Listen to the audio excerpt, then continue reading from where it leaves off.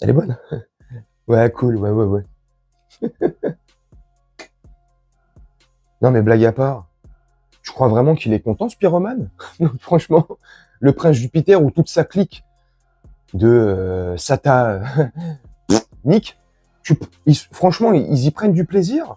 Ces pyromanes en puissance, est-ce que vous pensez réellement que quand des événements comme celui-ci, là, l'église de l'Immaculée Conception de Saint-Omer brûle comme ça, c'est triste. Personnellement, je trouve ça tellement triste. Ça m'émeut.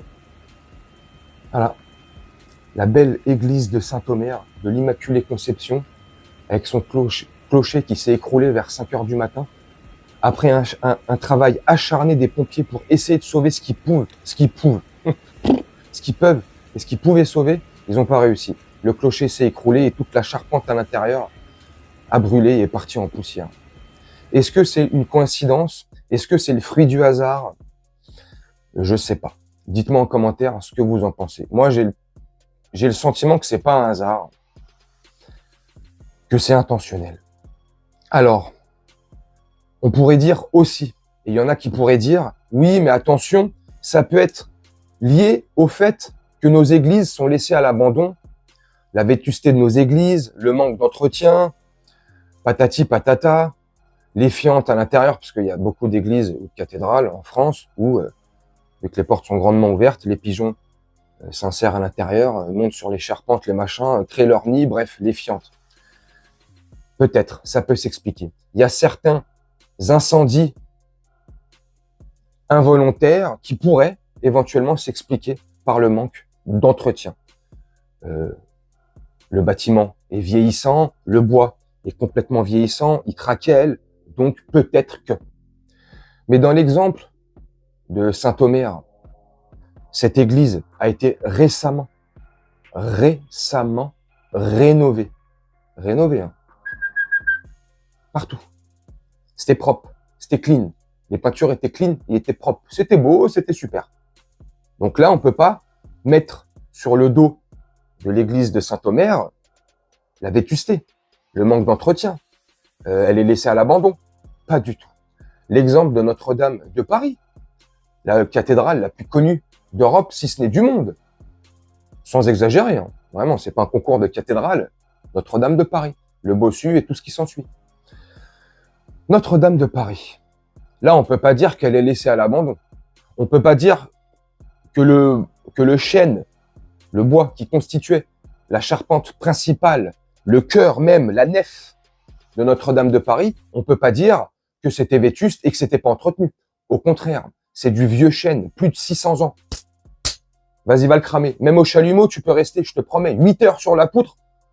La poutre, elle va pas s'enflammer. Tu as juste créé une grosse auréole noire, ça va peut-être un peu avoir attaqué le bois, mais sans plus. Après, c'est comment je vois les choses. Tu me dis en commentaire si je me trompe ou pas.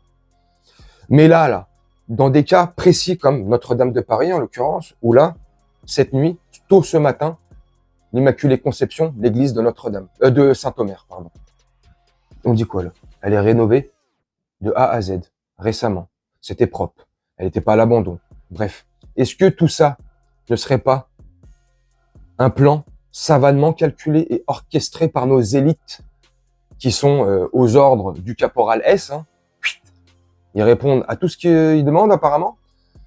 Quand on sait que notre prince Jupiter, il y a de cela quelques années, nous avait prévenu en disant « Attention, la bête de l'événement est là, elle est présente. » Le mec te dit ça avec une décontraction déconcertante. La bête de l'événement est là. Avec un petit rectus, limite, super, on a hâte que ça arrive. Hein. Mais la chrétienté en France et en Europe est attaquée. Pour moi, ce n'est pas du hasard. Depuis 2018, plusieurs dizaines d'églises et de cathédrales ont été incendiées, volontairement ou involontairement, ou accidentellement. Volontairement ou accidentellement, ce que tu veux. Plusieurs dizaines ont été incendiées, dégradées. On rentre à l'intérieur pour tout casser. De l'extérieur, comme si c'était un sport national, ou un passe-temps quand on se fait chier, on prend des cailloux et on défonce tous les beaux vitraux de nos églises et de nos cathédrales. C'est un patrimoine culturel, un patrimoine chrétien. Bref. Et tout ça part en fumée, comme ça, et on veut nous laisser croire. Hein. Bien sûr, il en faut pour tout le monde. Hein. J'imagine qu'il y en a qui pensent que tout ça n'est qu'accidentel et que le fruit du hasard. Mais ils veulent nous laisser croire, enfin moi, ils me laisseront pas croire en tout cas, que tout ça n'est qu'une coïncidence, n'est que du hasard, un manque d'entretien, ce que tu veux. C'est plus possible à cette échelle-là. C'est une échelle industrielle, comme je t'ai dit depuis 2018. Mais si on s'amusait à remonter bien plus tôt, bien plus loin, et on s'apercevrait que c'est plus des dizaines, c'est des centaines. Il y a un chiffre, je sais plus où j'ai vu ce chiffre-là, et je vais vous conclure la vidéo là-dessus. J'ai vu un chiffre passer. En gros, c'est entre 2 et 3 attaques quotidiennes sur le sol français. Hein. Bien sûr, en France, des attaques sur des églises ou des cathédrales, des lieux de culte catholiques, que ça soit des débuts d'incendie ou ne serait-ce que de la casse. On rentre dedans juste pour casser 2-3 trucs, une statue, peu importe. On urine dans le bénitier, c'est comme ça qu'on dit, où on met l'eau bénite, l'eau bénie. Enfin, que des... À un moment donné, ça serait quelques églises par an, comme ça, où il y aurait des petits incidents, des petits incendies, tu vois, comme ça, bon, ok, les accidents, ça arrive. Mais là, comme je vous ai dit, à une échelle limite industrielle, ça sent le sapin. Ah bah là, en l'occurrence, ça sent la poutre. Ouais, ça sent le chêne. Ça sent le chêne qui constitue le cœur de nos cathédrales. En bref, vous me dites ce que vous en pensez en commentaire. En tout cas, quand j'ai vu ces images-là, comme un bon nombre d'entre vous, hein, sur les réseaux et sur X, bah ça m'a attristé. J'ai dit, voilà, une de plus, encore, et qu'est-ce qu'on va dire? Et je voulais aussi, ah oui, avant de conclure la vidéo là-dessus, je voulais dire un truc. Et c'est pas pour opposer, nous c'est pire, eux c'est moins, tu sais, c'est pas pour opposer quoi que ce soit.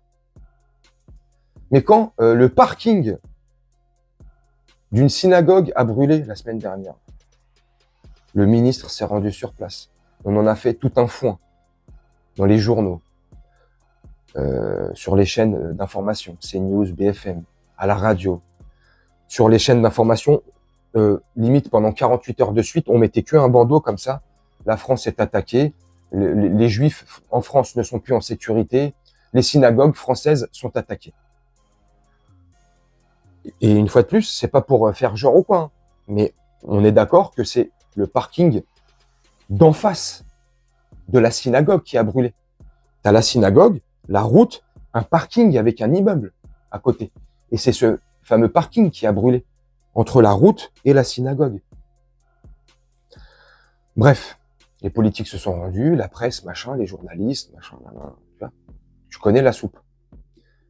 Bah pourquoi il n'y a pas la même chose? Moi j'aimerais qu'il y ait la même chose. Et dites-moi si je me trompe. Y a-t-il la même chose quand nos églises brûlent comme ça, quand ils sont incendiés comme ça? Alors tu me diras oui pour Notre-Dame. Mais là tu me diras c'est un symbole. C'est Notre-Dame. Donc là, ils se sont tous précipités, forcément, parce que là, voilà. Mais dans des petites églises comme ça, et en l'occurrence là, l'église de Saint-Omer, c'était pas une petite église non plus. C'était pas une grande église, une grande cathédrale, mais c'était pas une petite église, tu vois. Bah, je sais pas, bizarrement, que ce soit sur les chaînes TF1, France 2, tu sais, leurs journaux télévisés, ou là, sur nos chaînes d'information, CNews et BFM, je sais pas, j'ai pas vu tous ces mêmes bandeaux, et tous ce même, ils ont pas sorti le même orchestre, en fait. C'est pas la même symphonie, tu vois. Il y en a une, c'était une symphonie, elle était douce, c'est agréable, on sort les violons, ah ouais, ils sont 350 musiciens dans l'orchestre. Mais là, je sais pas, on a sorti un pauvre chanteur de la ligne 12 du métro parisien, tu sais. C'est comme... Hein, ouais. Enfin, je sais pas, vous me dites ce que vous en pensez. Moi, je vais vous laisser là-dessus, faire un petit montage tranquillement, et puis on se retrouve bientôt pour une prochaine vidéo. Je vous souhaite une très bonne journée, une très bonne soirée, ou une très bonne nuit. Ciao.